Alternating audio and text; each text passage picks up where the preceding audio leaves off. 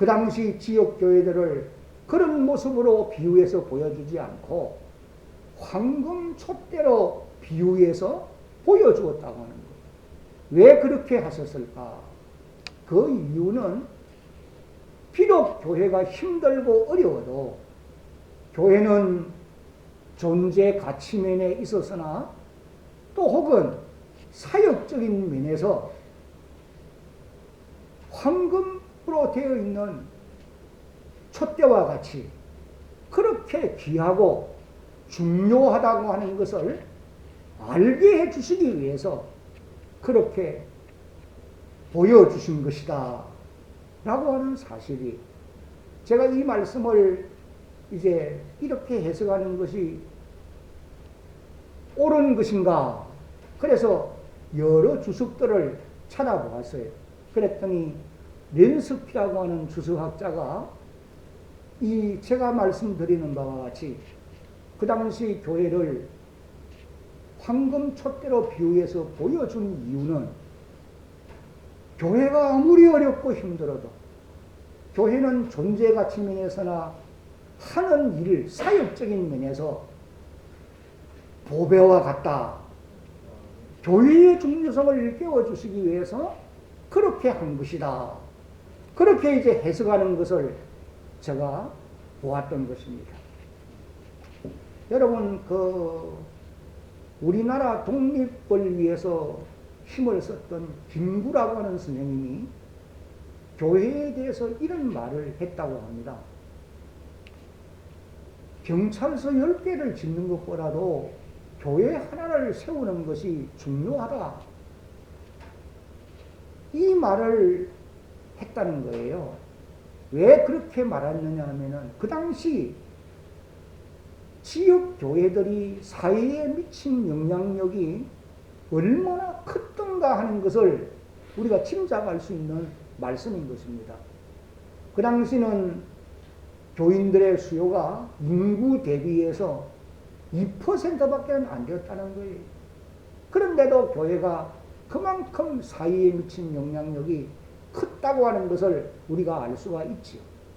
3.1운동을 주도하던 사람들이 대부분의 사람들이 교회를 섬기는 비록 교인들이었거든요.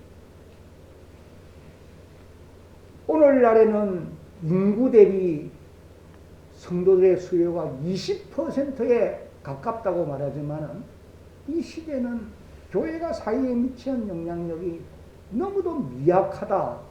그렇게 이제밖에 말할 수가 없을 것입니다. 그러면 여러분, 왜 지상에 세워져 있는 교회가 그렇게도 귀중한 것이냐? 몇 가지 이제 이유를 살펴본다고 하면은, 첫째는 교회는 복음의 빛을 전하여서 사람을 살리는 곳이기 때문에 그렇다라고 말할 수 있는 것입니다. 여러분, 구약시대 성전을 여러분들이 이제 한번 생각해 보시기 바랍니다. 구약시대 성전 안에는 다른 빛은 일체 없습니다. 단 촛대, 다른 말로는 등대라고도 그렇게 표현을 하죠. 여기에서 비치는 빛이 성전 안을 환하게 밝혀주는 유일한 것입니다. 이와 같이 오늘 이 세상에 복음의 빛을 전해서 사람의 생명을 구원하는 유일한 도구가 하나님의 교회밖에는 없다는 거예요. 하나님은 2000년 기독교 역사를 통해서 교회로 하여금 2000년 역사 속에서 교회를 통해서 사람의 생명을 구원해 오셨고 지금도 구원하고 계시고 앞으로도 교회를 통해서 이 역사를 이루어 가실 것이 분명한 사실입니다. 오늘 이 자리에서 예배를 드리고 있는 저와 여러분들도 교회를 통해서 복음을 듣고 잃었던 생명 찾았고 광명을 얻는 이런 놀라운 은혜와 복을 누리게 되어진 것입니다. 조금 전에 우리 집사님께서 기도한 바와 같이 하나님의 교회는 사람을 구원하는 구원선과 같은 곳이기 때문에 교회는 귀중한 곳이라는 거예요. 그 다음에 또 교회가 귀중한 이유가 무엇이냐? 두 번째는 이제 한번 같이 읽어봅니다. 교회는 시작. 교회는 어머니의 품과 같은 곳이기 때문입니다. 장로교회의 기초를 놓은 칼빈이라고 하는 사람이 교회는 어머니의 품과 같은 곳이다, 그런 말을 했어요. 저는 그 말이 진리라고 믿어요. 여러분, 어린 아이에게 있어서 어머니의 품은 생명의 공급처요, 양육을 받는 곳이요, 또 보호를 받기도 하고 힘을 얻는 안식처이기도 한 것입니다. 이와 같이 하나님의 교회는 우리 성도들에게 있어서 생명의 공급처요, 양육처요, 보호를 받는 곳이요, 힘을 얻는 안식처가 되어지는 것입니다.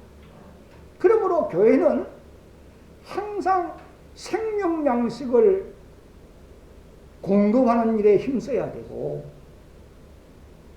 성도들이 땅 위에서 살아갈 때에 닥치는 여러 가지 환난, 풍파, 사단의 유혹, 죄의 권세, 이것으로부터 보호를 해야 되고, 세상 속에 살면서 시달리고 힘든 몸과 마음이 하나님의 교회에 와서 치료를 받고 위로를 받고 힘을 얻는 이런 곳이 하나님의 교회라는 거예요.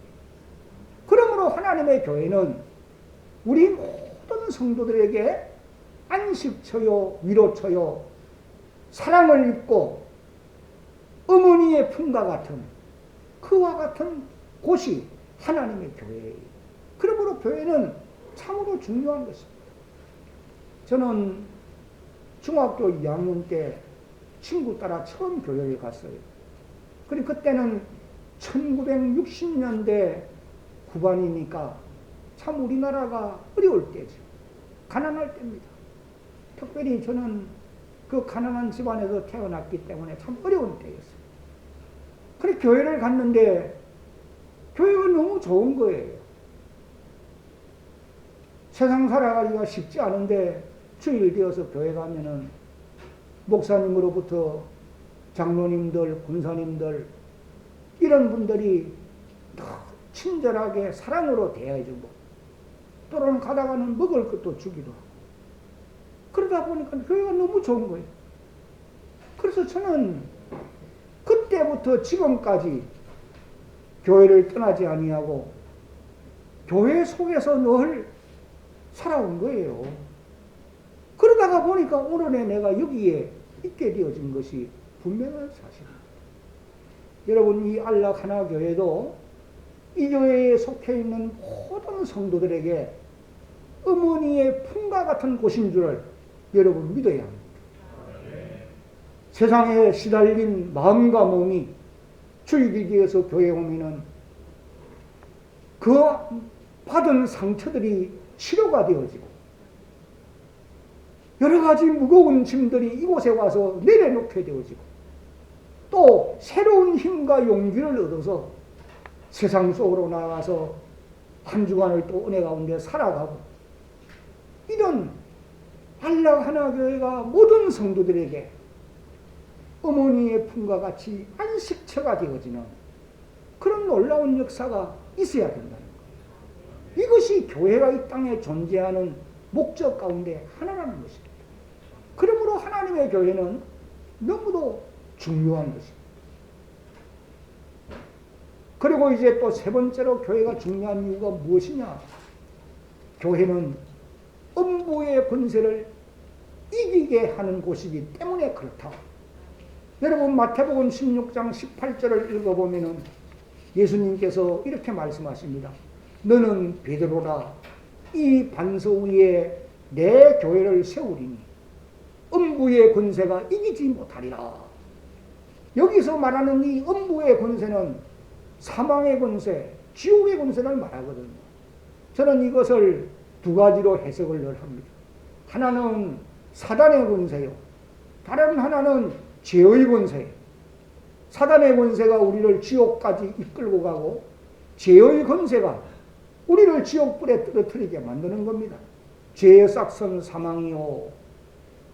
여러분, 오늘 저와 여러분들이 교회라고 하는 공동체를 떠나서는 사단의 권세를 이길 수가 없고 죄의 권세를 이길 수가 없어요. 그러나 교회 공동체 안에 머물게 되면은 반드시 사단의 권세를 이길 수도 있고 죄의 권세의 유혹도 이겨갈 수가 있게 되는 것입니다. 그러므로 교회는 우리 모든 성도들에게 있어서 너무도 중요한 그런 곳이다 라고 말할 수가 있는 거예요.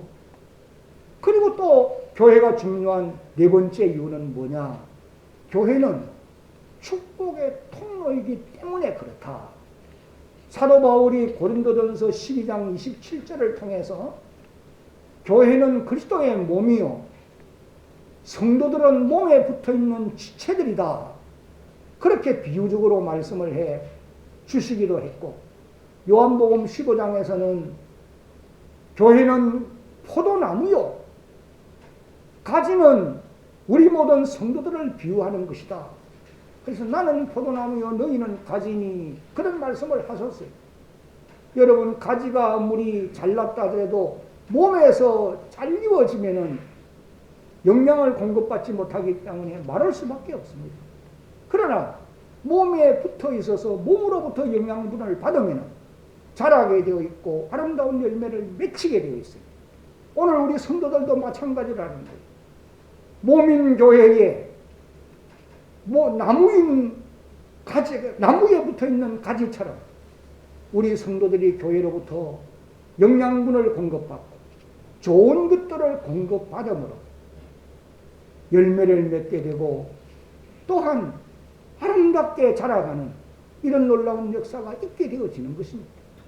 저는 그래서 교회를 가리켜서 신비한 곳이다 그런 말을 자주 해요. 왜냐하면 정말 교회는 신비한 곳입니다. 제가 경험해 볼 때는 그래요. 끝까지 교회에 남아만 있으면 하나님은 선한 길로 인도해 주신다 라고 하는 것을 깨닫게 된 사람입니다. 제가 이제 처음 교회를 갔을 때는 그 당시 똑똑한 학생들이 참 많았어요. 친구들이 좋은 학교를 다니는 그런 친구들이 많았는데 이들이 자라나면서 이제 고등학교를 들어가고 대학을 갈 적에는 거의가 교회를 떠나요. 그러나 나는 교회 안에 끝까지 남아 있었어요.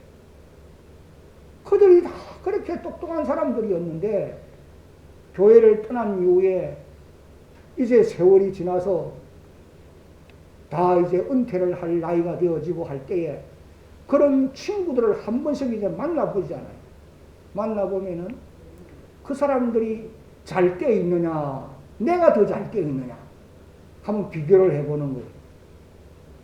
대부분의 친구들이 그 당시는 좋은 직장을 구했다, 어떻게 자랑할 것도 많았겠지만은 대부분의 그 교회를 떠난 친구들이 얼굴에 술독이 올라서 그냥 정말 못 볼 지경들이에요. 마스크를 쓰고 있으니까 표정을 내가 못하겠는데 저는 여러분이 볼 때에 그래도 제법 싱싱합니다. 그래서 내가 우리 학생들에게 늘 당부해요. 청년들에게도 어떤 이유가 있어도 교회를 떠나면 안 된다. 끝까지 교회에만 남아있어라. 반드시 하나님이 너희들을 선한 길로 인도해 주실 것이다. 이 말을 강조합니다. 우리 안락 하나교회에 속해 있는 젊은이 여러분들, 내 마음에 들지 않는 일들이 교회 안에 있다 하더라도 교회는 하나님의 교회고 조금 전에 말씀드린 대로 주님이 교회 가운데 계시기 때문에 이 안에 머물러 있는 주의 자녀들을 꼭 선한 길로 인도해 주실 것을 여러분 믿으시기를 바랍니다. 그래서 교회는 축복의 통로예요. 그러기 때문에 교회는 귀중한 것이에요. 그리고 또 오늘 이제 우리가 읽은 이 본문 말씀에서 보면은 교회가 중요한 이유를 예수님께서 두 번째는 이렇게 말씀하십니다. 한번 같이 한번 읽어봅니다. 교회 가운데 다 같이 시작. 교회 가운데 주님께서 임재해 계시기 때문입니다. 여러분, 교회 가운데는 주님이 계신다는 거예요. 내 눈에 보이지 않고 내 귀에 들리지 않고 내 손에 잡히지 않으니까 안 계신다. 그럴 수 없는 거예요. 여러분, 지금 이 공간 안에 여러분의 눈에 안 보이는 것이 하나둘이 아닙니다. 이 공간 안에는 공기가 가득 차 있는 것을 여러분의 눈에는 보이지 않지만도 알 수 있는 것이고, 이 가운데는 수많은 전파들이 지금 오고 가고 있어요. 그리고 여러분 눈에 안 보여요. 그렇다고 없다고 말할 수 있습니까? 아니잖아요. 뿐만 아니라 우리가 마스크를 쓰는 이유가 뭐예요? 바이러스들 잘못된 것들 때문에 지금 마스크를 쓰고 불편한 가운데 있잖아요. 내 눈에 보이지 않지만 존재하는 것이 있는 것처럼 주님은 오늘도 교회 가운데 임하여 계신다는 거예요. 그런데 어떤 모습으로 계시느냐, 이것이 중요한 것입니다. 주님은 오늘 읽은 이 13절부터 16절까지의 말씀을 보면은 발에 끌리는 옷을 입고 허리에 금띠를 두으시고, 여러분 이런 모습이 어떤 모습이에요? 구약시대로 돌아가면은 대제사장의 모습이 이런 모습입니다. 히브리서 7장 25절을 읽어보면은 이렇게 기록되어 있어요. 이 말씀을 이제 화면에 뜨니까 한번 같이 읽어보겠습니다. 시작. 그러므로 자기를 힘입어 하나님께 나아가는 자들은 온전히 구원하실 수 있으니 이는 그가 항상 살아계셔서 그들을 위하여 간구하십니다. 예수님께서 자기를 힘입어 하나님께 나가는 자들, 바로 여러분들이 그렇잖아요. 예수님을 힘입어서 하나님께로 나가는 사람들, 온전히 우리를 구원해 주시는데 왜 우리가 구원을, 그분으로 인하여 온전한 구원을 받을 수 있느냐? 그분이 항상 살아계시면서 여러분들을 위하여 기도해 주시기 때문이다. 히브리서 기자가 그렇게 말하고 있어요. 주님은 오늘도 대제사장으로서 교회 가운데 임하여 계시면서 우리를 하나님 앞으로 온전히 인도하고 계심을 믿어야 하는 겁니다. 그리고 그분은 또 왕의 모습이에요. 만왕의 왕의 모습입니다. 왕은 백성을 다스리는 분이죠. 선한 길로 인도하는 분이에요. 그뿐만 아니고 그의 머리와 털에 희기는 흰 양털 같고 눈 같으며 성결한 모습으로 주님은 계신다는 거죠. 그러면 그의 눈은 불꽃 같고, 여러분 이 불꽃 같다는 표현은 신적 통찰력을 의미하는 말씀으로 이해하시면 됩니다. 주님의 눈은 불꽃 같아서 우리의 마음의 생각을 알고 우리의 입술의 말을 알며 우리가 생활한 모든 삶을 다 알고 계신다. 왜? 세밀히 살피시기 때문에, 감찰하시기 때문에. 그래서 여러분들이 앉고 일어서며 나가고 들어가며 살아가는 삶의 모습을 다 지켜보시고 아시는 것입니다. 하나님의 교회를 위해서 희생하는 것도 알고 계시고, 교회를 사랑하여 자기를 들여 헌신 봉사하는 모든 삶도 주님이 다 알고 계신다는 거예요. 사람들은 때때로 몰라주지만 주님은 보시고 아시고 계시는 거예요.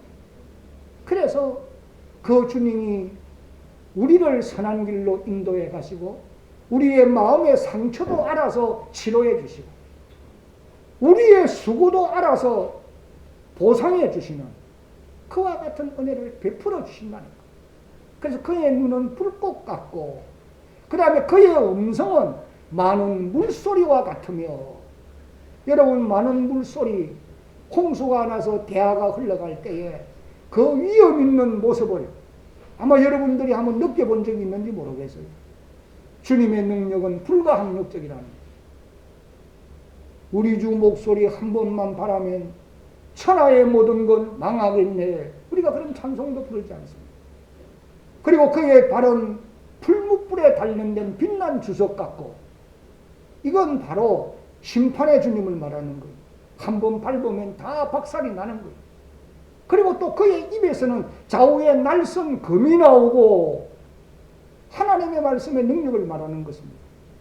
히브리서 4장 12절에 하나님의 말씀은 살았고 운동력이 있어서 활력이 있어서 좌우에 날선 어떤 검보다 예리하여 영과 혼과 관절과 골수를 찔러 쪼개기까지 하며 하나님의 말씀은 사람의 마음까지 다 감찰하신다. 그렇게 말씀을 하고 계신단 말이에요. 그리고는 이제 주님의 모습이 해가 힘있게 비치는 것 같더라. 16절에 그렇게 기록을 합니다. 여러분, 태양이 비치면은 그 빛을 우리가 바로 바라볼 수 없잖아요. 왜? 너무 찬란하기 때문에. 마태복음 17장을 읽어보면은 베드로와 요한과 야고보가 예수님을 따라서 베나산상에 올라갔어요. 거기서 예수님이 변화되셨는데 어떤 모습으로 변화되셨느냐? 마태복음 17장 2절 말씀을 보면은 이렇게 이제 기록이 되어 있어요. 한번 같이 한번 읽어봅니다. 시작. 그들 앞에 변행되사 그 얼굴이 해같이 빛나며 옷이 빛과 같이 휘어졌더라. 그 얼굴이 해같이 빛이 나며, 이건 주님의 영광스러운 모습을 말하는 거예요. 여러분 다 이제 앞으로 보십시오. 사도 요한이 보았던 그 주님이 그 영광스러운 모습으로 오늘도 내가 섬기고 있고 여러분들이 섬기고 있는 이 하나님의 교회 안에 여러분의 공동체가 모일 때에 이곳에 임재하여 계신다는 거예요. 마태복음 18장 2절에 나는 두세 사람이 내 이름으로 모이는 곳에 내가 그들 중에 함께 있다. 예수님 하신 말씀을 여러분 믿으시기 바랍니다. 마태복음 28장 20절에 볼지어다 내가 세상 끝날까지 너희와 항상 함께 있으리라. 하나님의 말씀이에요. 그런 주님이 오늘도 세상 사람들은 교회를 비방하고 업신여기고 중상모략하고 헐뜯고 비방하고 짓밟으려고 하지만 하나님의 교회는 견고하게 서갈 것입니다. 왜? 사도 요한이 보았던 그 주님이 오늘도 하나님의 교회를 지키시고 보호하시고 인도하고 계시기 때문인 줄로 여러분 믿으시기 바랍니다. 안락 하나교회가 비록 지금 이런 이제 상가 건물을 마련해서 출발을 해서 이제 6년 세월이 지났는데 앞으로 갈수록 주님은 이곳에 계시면서 선한 길로 여러분을 인도해 가실 뿐 아니라 여기에 구원받는 사람을 더하여 주시고 또 여러분의 삶도 복되고 유익된 길로 인도해 가시고 여러분의 자녀들도 형통의 길로 인도해 주심으로 하나님이 이 교회를 통해서 영광을 받으실 줄로 여러분 믿으시기 바랍니다.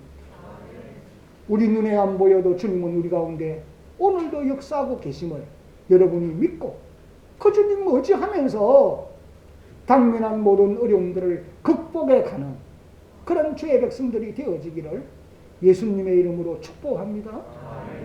이제 마지막으로 그러면 우리가 어떻게 교회를 섬겨야 될 것이냐. 마지막 세 번째 같이 한번 읽어봅니다. 시작. 하나님의 교회를 경외함으로 섬겨라. 이 경외한단 말은 두려운 마음을 가지고 섬겨라. 그런 의미예요. 사도 요한이 오늘 읽은 17절에 보니까 교회 가운데 영광스러운 모습으로 계시는 주님을 보는 순간 사도 요한이 그분의 발 앞에 죽은 자같이 엎드렸더라. 이건 경외하는 모습의 사람이 두려운 마음으로 주님을 섬기는 자세란 말이에요. 오늘 이 시대를 사는 많은 성도들이 하나님 두려운 줄을 몰라요. 눈에 안 보이니까 안 계시는 줄 알고, 그래서 하나님의 교회를 섬기다가도 내 마음에 안 들면은 하고 싶은 말 다 해버리고 성질 다 부리고, 그래서 많은 사람들에게 상처를 입히고 교회들이 어려움을 겪고 고난을 받는 이런 모습들을 많이 볼 수 있습니다. 저도 이제 40년 대한교회를 섬겼으니까 여러 가지 경험들을 해보았죠. 여러분, 하나님의 교회를 두려운 마음으로 섬기는 사람들은 하나님이 복된 길로 인도하실 줄로 여러분 믿으시기를 바랍니다. 사도 요한이 그분의 발 앞에 죽은 자처럼 엎드려 주님을 경외함으로 섬기니까 주의 큰 위로가 함께하였어요. 두려워하지 말라. 나는 처음이요 마지막이니 이전에 내가 죽었었노라. 보라 이제 세세토록 살아있어 사망과 무의 권세를 가졌다. 그러면서 위로해 주시는 이런 은혜를 잊게 되었고, 특별히 잠언 22장 이제 몇 절입니까? 4절 말씀을 보면은 한번 같이 읽어봅니다. 시작. 겸손과 여호와를 경외함의 보응은 재물과 영광과 생명이니라. 출애굽기 1장 21절도 한번 읽어봅니다. 시작. 산파는 하나님을 경외하였으므로 하나님이 그들의 집을 왕성케 하신지라. 하나님을 경외하는 사람들을 하나님이 인도하시고 복 주신다는 말씀이지요. 여러분, 하나님을 경외하는 신앙이 너무도 중요합니다. 사도행전 5장을 읽어보면요, 초대교회 때도 하나님을 경외하는 신앙이 계례되었던 아나니아와 삽비라를 보게 됩니다. 오늘 하나님의 교회 안에도 아나니아와 삽비라와 같이 하나님 두려운 줄을 모르고 공명심만 나타내기 위해서 자기를 앞세우고 나타내려고 하다가 결국은 아나니아와 삽비라는 죽었잖아요. 그래서 그 소식을 들은 교회와 많은 사람들이 심히 두려워하면서 하나님을 섬겼다. 사도행전 5장 11절을 읽어보면 그렇게 기록을 하고 있는 것을 보게 됩니다. 여러분, 하나님의 교회를 섬기는 사람들은 하나님을 경외하는 마음으로 하나님의 교회를 섬겨가야 됩니다. 그렇게 섬겨갈 때에 하나님께서 반드시 선한 일로 인도해 주실 줄로 여러분 믿으시기를 바랍니다.